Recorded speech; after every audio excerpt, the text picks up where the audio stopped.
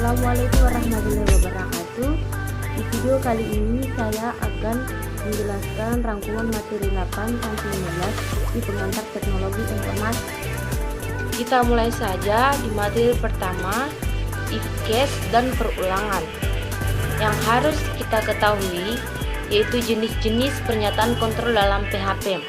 Pernyataan kontrol dalam PHP sendiri bertujuan untuk mengambil beberapa keputusan dan pengulangan perintah dalam suatu struktur program. Dan pada dasarnya, di setiap jenis-jenis pemrograman kita telah familiar dengan beberapa pernyataan kontrol yang ada seperti pernyataan if, pernyataan switch, pernyataan loop, dan pernyataan do while. Yang pertama, fungsi if.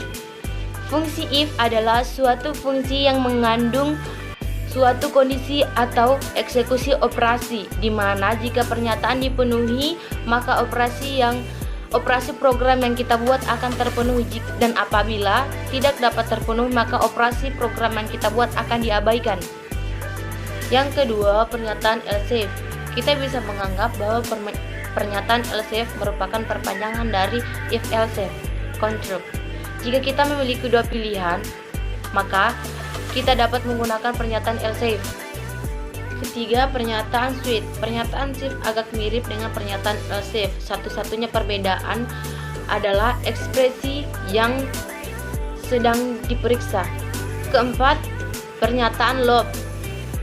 Loop digunakan ketika Anda ingin mengeksekusi sepotong kode berulang kali sampai kode while bernilai false. Kelima, pernyataan do while. Do while sangat mirip dengan while loop, dengan satu-satunya perbedaan adalah bahwa kondisi while diperiksa pada akhir iterasi pertama. Dengan demikian, kita dapat menjamin bahwa kode loop dijalankan setidaknya satu kali, terlepas dari hasil ekspresi while.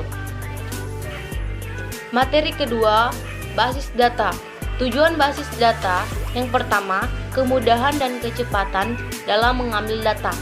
Yang kedua, efisiensi ruang penyimpanan, mengurangi atau menghilangkan redundansi data. Yang ketiga, keakuratan pembentukan kode dan relasi antar data berdasar aturan atau batasan, tipe data, domain data, keunikan data untuk menekan ketidakakuratan saat entry atau penyimpanan data. Tujuan basis data yang pertama, kemudahan dan kecepatan dalam mengambil data. Yang kedua, efisiensi ruang penyimpanan, mengurangi atau menghilangkan redundansi data.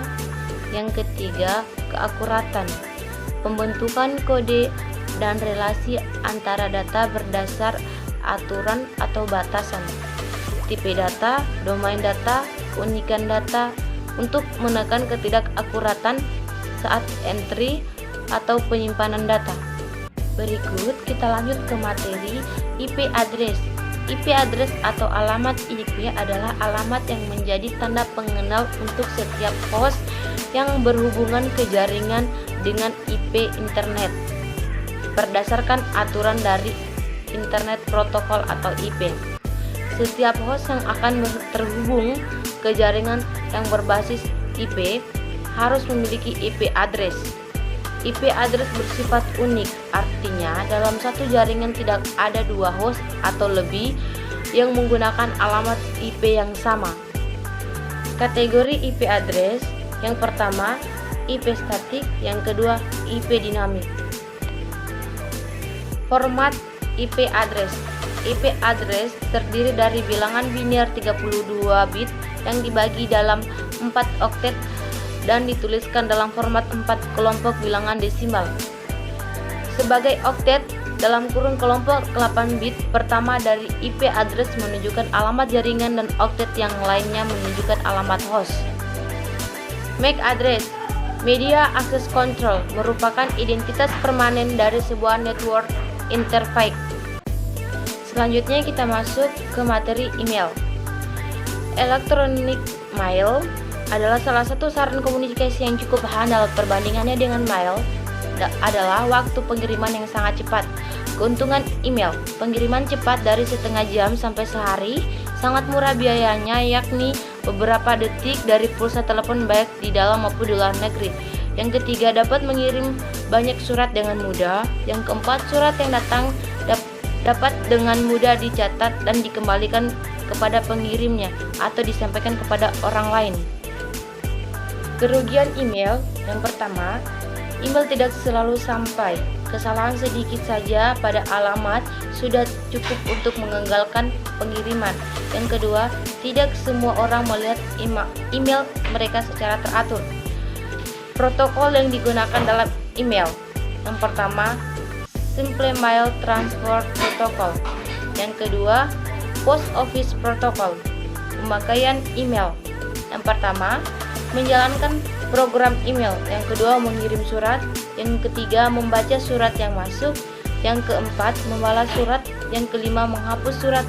Yang keenam, keluar dari program. Selanjutnya yaitu materi pengantar e-commerce. Tipe e-commerce, yang pertama, business to consumer. Yang kedua, business to business. Yang terakhir, kita membahas tentang kecerdasan buatan atau artificial intelligence, biasa disingkat dengan AL. Arti kecerdasan, kemampuan yang pertama, belajar atau mengerti dari pengalaman. Yang kedua, memahami pesan yang ambigu. Yang ketiga, menanggapi dengan cepat baik atas situasi yang baru.